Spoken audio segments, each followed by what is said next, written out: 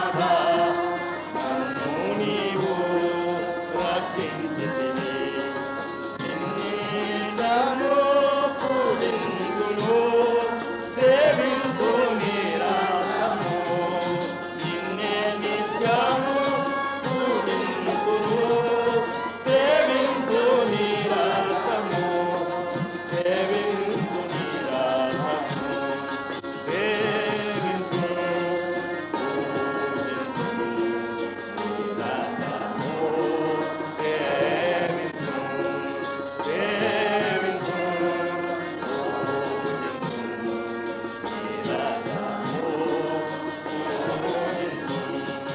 ప్రభువానన్ను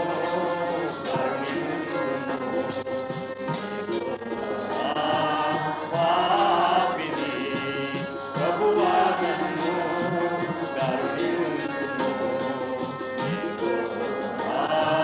పాపిని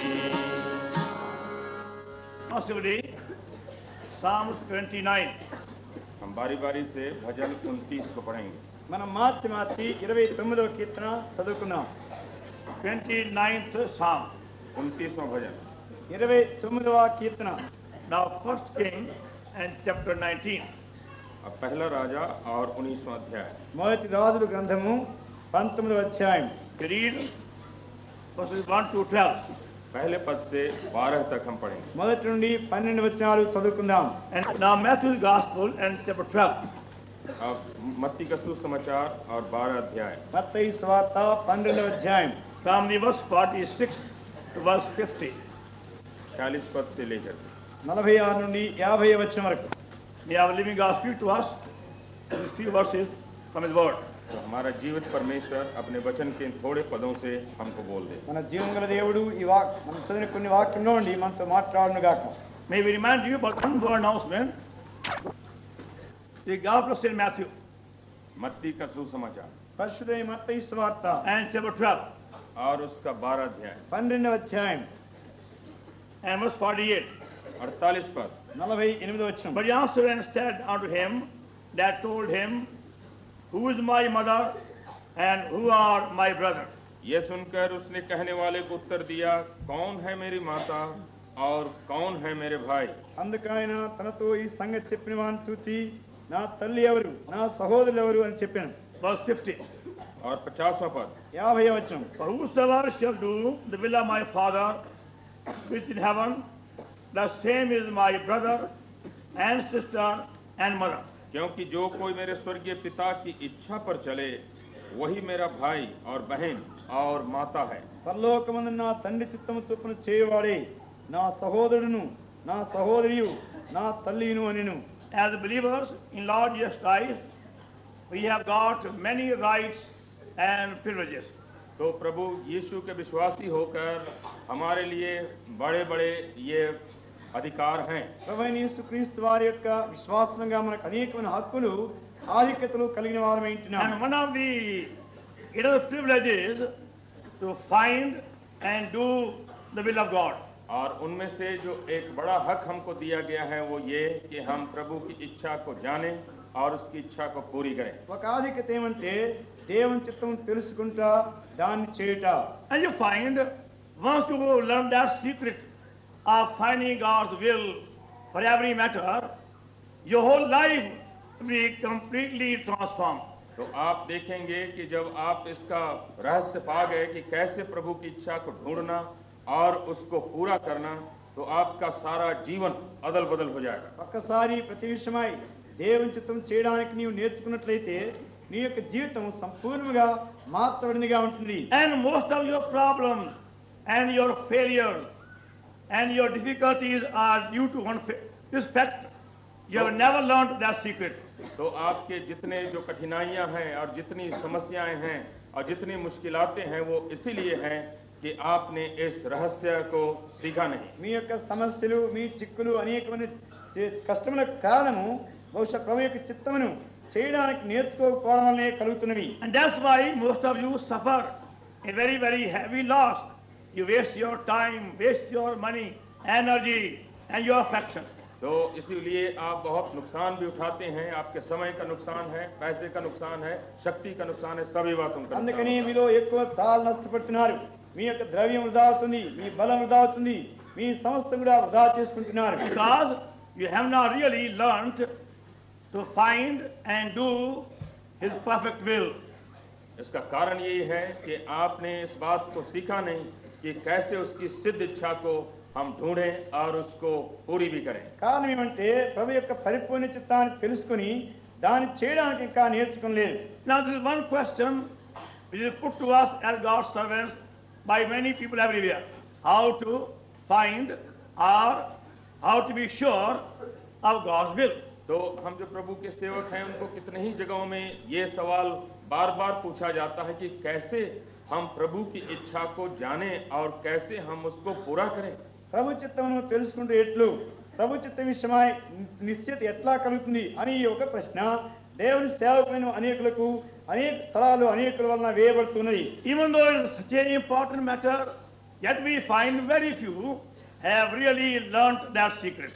तो जो भी ये इतनी विशेष बात है तो भी क्या हम पाते हैं कि बहुत थोड़ों ने इसके मर्म को जाना है. ఇది ఎంతో ప్రాముఖ్యమైన సంగతి అయినప్పటికీ బహు కొద్ది మంది మాత్రమే దీన్ని నేర్చుకున్నవారుగా అనుభవించేవారుగా ఉంటున్నారు. And that's why this evening we feel burdened to share with you that simple secret. इसीलिए ये अब इस संध्या का बोझ है कि आपके साथ इसके रहस्य को हम आपके साथ बांट लें. అందుకనే ఈ సాయంకాలము ఈ సామాన్య సంగతిని మీతో తెలియపరచుకోవాలని భారం కలిగిన వారమై ఉంటున్నాం. I thank God He taught me that secret many years ago. तो मैं परमेश्वर का धन्यवाद करता हूँ कि उसने मुझको इसका रहस्य कई वर्षों के पहले उसने सिखाया. మరి ఈ రహస్యం ఈ సంగతిని నాకు అనేక సంవత్సరాలకు ముందు ప్రభు బయలుపరిచినందుకై ప్రభుని ఎంతో స్తుతిస్తున్నాను. I was born again in the month of December 1929. तो मेरा नया जन्म जो है 1929 के दिसंबर महीने में हुआ. 1929వ సంవత్సరంలో డిసెంబర్ 16 నేను తిరిగి జన్మించినాను. And I found in my heart great desire to testify to His saving power. और मेरे दिल में बड़ी ये लालसा जागी कि हर जगह में मैं उसके बचाने की शक्ति की गवाही दूं. నన్ను రక్షించిన శక్తి నిమిత్తమై సాక్ష్యంగానే ఆతృత ఎంతో ఎక్కువగా నాకు ఉంటుండేది. Also I had a great hunger for the Bible. और मुझको बड़ी भूख भी थी बाइबल के लिए. అదే సమయంలో బైబిల్ అంటే కూడా ఎంతో ఆకలి ఉంటుండేది. I began to spend many hours with the Bible. और इसीलिए मैं कितने घंटे बिताया करता था बाइबल को पढ़ने में. బైబిల్ చదువుతూ అనేకమైన గంటలు గడుపుతూ ఉండేవాడిని. I believe this is the word of God, and one day God will teach me all these things you don't know today. तो मैंने यही समझा कि ये तो परमेश्वर का वचन है, चाहे मैं नहीं जानता हूँ कि किसी दिन प्रभु उसके भेद को हमें बता देगा. ఇది దేవుని వాక్యమైంది. నాకు ఇప్పుడు అర్థం కానివన్నీ కూడా ఒకనాడు దేవుడు నాకు నేర్పించి బోధించినాడని నేను నమ్మినాను. I began to attend the meeting almost every evening somewhere. तो हर एक संध्या को मैं चेष्टा करने लगा कि कहीं न कहीं मीटिंग में हाजिर हो जाऊं. ప్రతిదినం సాయంకాలం ఏదో ఒక స్థలానికి కూటమి వెళ్తూ ఉండేవాడిని. And whenever anybody wanted me to go speak for them, I was very glad, very thankful. और जब कभी कोई हमको बुलाता था कि आज आप चलिए कुछ बोलिए, तो मैं बड़ा खुश हो जाता कि आज बोलने का मौका. ఎక్కడైనా ప్రసంగం చేయడానికి ఎవరైనా రమ్మని పిలిస్తే చాలా కృతజ్ఞతగా సంతోషంగా In ఉంటుండేవాడిని. 1932, I was staying in Vancouver, Canada. तो 1932 में मैं कनाडा के वानकूवर शहर में रहता था. 1932వ సంవత్సరంలో కెనడా దేశంలోని వ్యాంకోవర్ అనే పట్టణంలో ఉన్నాను. And I had given my whole life for God's service in the month of April 1932. और 1932 के अप्रैल महीने में अपने सारे जीवन को उसकी सेवा के लिए समर्पण कर दिया. 1932వ సంవత్సరం ఏప్రిల్ నెలలో నా యొక్క జీవితం అంతా ప్రభు సేవ కొరకై సమర్పించుకున్నాను. After 2 years of struggle, I did that. तो लेकिन इसके लिए 2 वर्ष तक संघर्ष चलता रहा, उसके बाद समर्पण किया. 2 ఏళ్ల పోరాటం అయిన తర్వాత సమర్పించుకున్నాను. God was speaking to me again. परमेश्वर तो बार बार मुझको बोल रहा था. దేవుడు తిరిగి తిరిగి నాతో మాట్లాడుతూ Give up వచ్చాడు. engineering and follow me and preach the gospel. कि अपना इंजीनियरिंग छोड़ करके अब मेरे पीछे चलो और सुसमाचार का प्रचार करो. నీ ఇంజనీరింగ్ మానేసి ప్రభు సేవ చెయ్యి అని చెప్తుండేవాడు. I kept on saying, और मैं कहता रह गया प्रभु को, నేను చెప్తూ ఉండేవాడిని, Lord, I promise thee, I'll give thee all my income. कि हे प्रभु, मैं इस बात की प्रतिज्ञा देता हूँ कि जो आमदनी मुझको होगी सब मैं आपकी सेवा के लिए दूंगा.